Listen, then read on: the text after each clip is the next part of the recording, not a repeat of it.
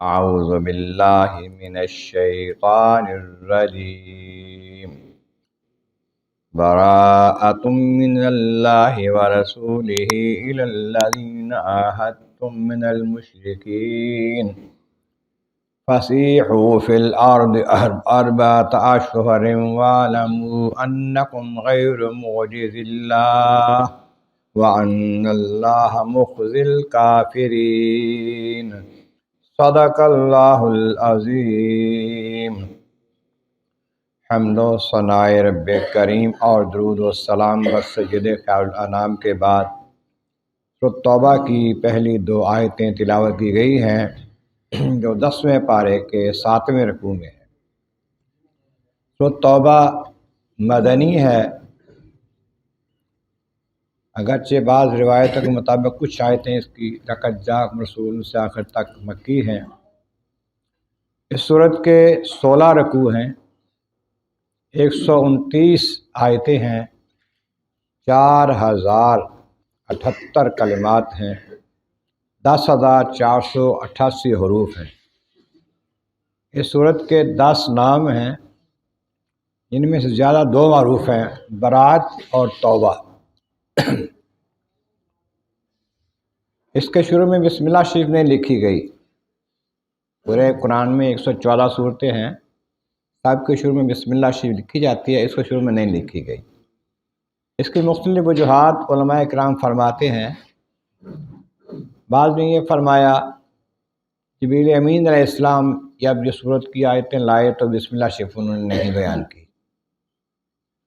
یہ بھی کہا جاتا ہے اس سے پہلی صورت مطہرہ الانفال جو ہے اس کے احکامات ملتے جلتے ہیں، تو صحابہ کرام نے یہ خیال کر کے کہ شاید یہ ایک ہی صورت ہے، اس میں درمیان میں بسم اللہ نہیں لکھی۔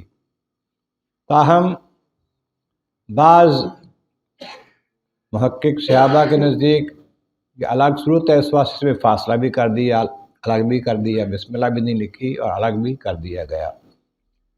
یہ بھی کہا جاتا ہے کہ حضرت علی المرتضیٰ شیخ خدا رضی اللہ عنہ کہتے ہیں یہ صورت جو ہے جب یہ نازل ہوئی تو جبریل امین نازل کر کے گئے تو یہ صورت تو تلوار لے کر اتری ہے، اس میں جہاد کا حکم ہے، کافروں کے خلاف سختی کا حکم ہے، ان سے معاہدے توڑ دینے کا حکم ہے، اس واسطے اس میں بسم اللہ نہیں لکھی گئی، بسم اللہ کا امن ہے، تو یہاں پر جہاد کا حکم ہے۔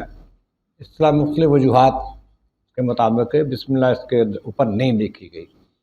لیکن جب قرآن پڑھنا شروع کرتے ہیں بسم اللہ پڑھ لیں تو گناہ نہیں ہے، حرج نہیں ہے۔ اس طریقے سے درمیان میں سے کہیں شروع کرتے ہیں بسم اللہ پڑھ لیں تو بھی حرج نہیں ہے اس کا۔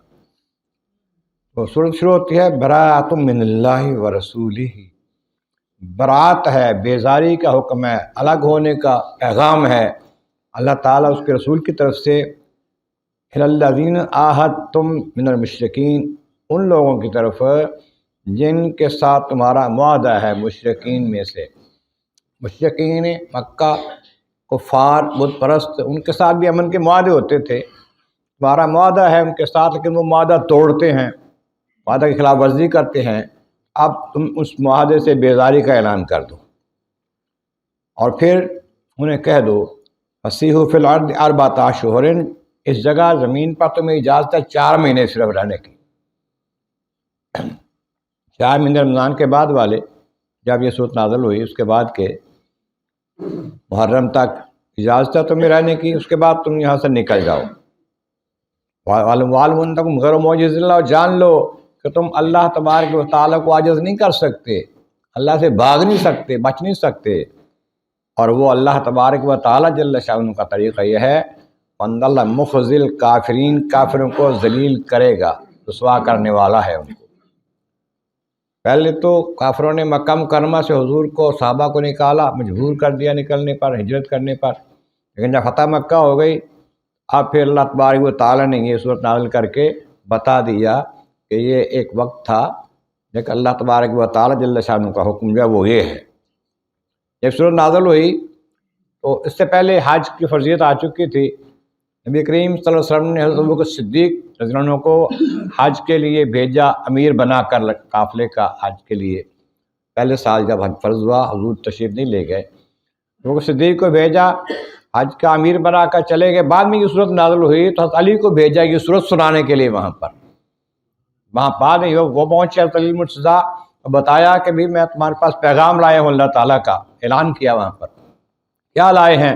اس کی 30-40 آیتیں پڑھ کے سنائی ان کی۔ کہا 4 حکم لے کر آیا ہوں اس میں تمہارے ساتھ۔ پہلا حکم یہ ہے کہ آئندہ سال کوئی مشرک حج نہیں کرے گا۔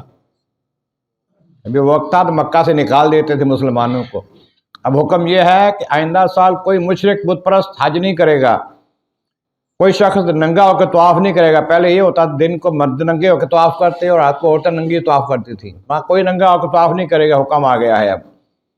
پھر فرمایا کہ اب کوئی جنت میں سوائے مسلمانوں کے نہیں جائے گا کوئی بھی۔ پیغام یہ ہے، حکم یہ ہے، فیصلہ اللہ کا یہ ہے، صرف ایمان والے مسلمان جو نبی کے غلام ہیں وہ جنت میں جائیں گے اور کوئی نہیں جائے گا۔